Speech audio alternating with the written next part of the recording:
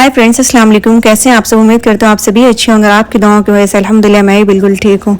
तो हम लोग जा रहे हैं मक्का यानी हरम शरीफ, और आज का मैं आपको ये बताऊँगी कि बुराक पिलर क्या है। वहाँ हरम शरीफ में सिर्फ एक पिलर मौजूद है जो पिंक कलर का है, और उसकी क्या कैफियत और मेराज के सफ़र के बारे में मैं आपसे चंद रिवायतें का जिक्र करूँगी। तो मेराज का सफ़र कैसे शुरू हुआ?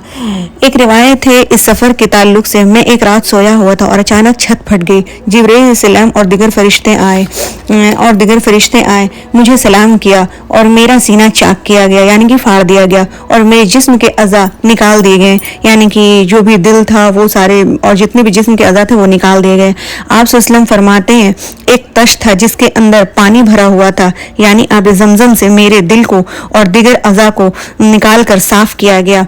और जिब्रील इस्लाम एक चांदी का प्याला लाए थे अपने साथ, जो वो मेरे दिलों में, मेरे सीने में भर दिया गया और कहा गया ये ईमान है, क्योंकि आप सल्लल्लाहु बहुत बड़ी निशानी देखने जा रहे थे।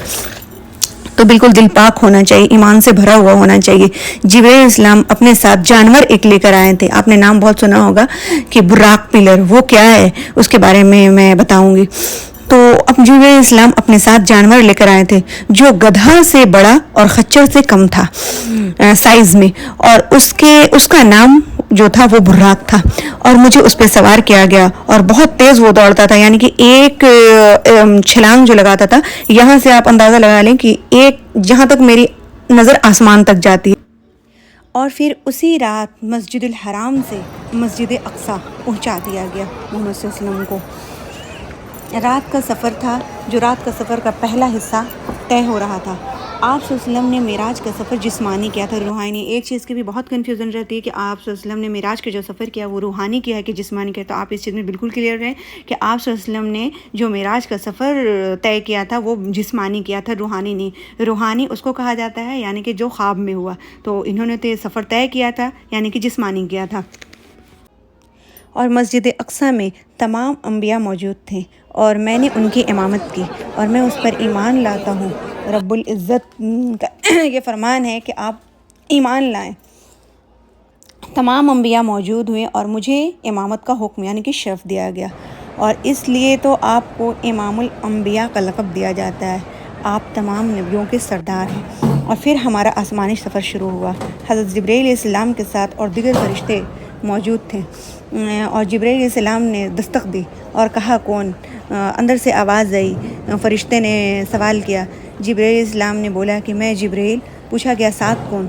कहा मोहम्मद सल्लल्लाहु अलैहि वसल्लम। आपने इजाज़त दी कि इजाज़त है? कहा कि जी इजाज़त है। आपने दरवाज़ा खोला, वो अंदर तशरीफ़ ले गए।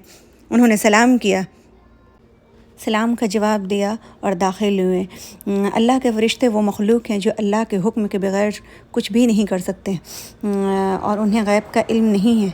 तो आप अंदर तशरीफ़ ले गए और आपने एक बहुत बुज़ुर्ग शख्सियत को देखी। तो आपने जिब्रील इस्लाम से सवाल किया, ए जिब्रील, ये बुज़ुर्ग शख्सियत कौन है? जिब्रील इस्लाम ने कहा, आप सल्लम, ये बुज़ुर्ग शख्सियत आपके और तमाम इंसानों के बाप हैं, यानी कि आदम अलैहिस्सलाम हैं।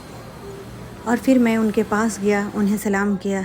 उन्होंने जवाब दिया और कहा, खुशामदीद मेरे प्यारे बेटे, आपको तशरीफ़ लाने का।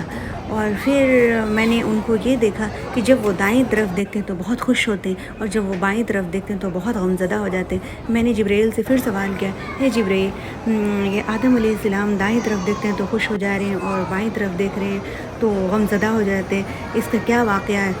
तो जिब्रील इस्लाम ने कहा कि ये दाईं तरफ देखते हैं तो जन्नती लोगों को देखते हैं तो खुश हो जाते हैं, और बाईं तरफ जैसे ही देखते हैं तो जहन्नमी को देखते हैं तो ये गमज़दा हो जाते हैं, क्योंकि हम सब आदम अलैहिस्सलाम की औलाद हैं, और वो गमज़दा हो जाते हैं अपने बच्चों को जहन्नम की तरफ देखते हैं। तो मैंने कहा कि अच्छा, अगर फ़ीसद के एतबार से कितने लोग जहन्नम में जाएंगे और कितने लोग जन्नती हैं?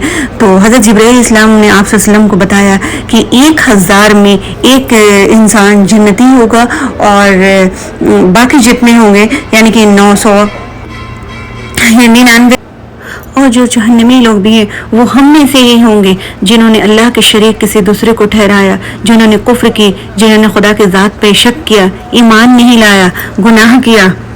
اللہ سے دعا ہے کہ اللہ ہمارے گناہوں کو معاف کرے اور ہمیں ایمان پہ موت نصیب کرے اور ہمیں زیادہ سے زیادہ نیک کام کرنے کی توفیق دے. اللہ ہمیں گناہوں سے اور شرک اور بدعت سے بچائے. اگر آپ کو میری ویڈیو اچھی لگتی ہے تو پلیز ہمارے چینل کو لائک شیئر سبسکرائب ضرور کریں. جزاک اللہ خیر.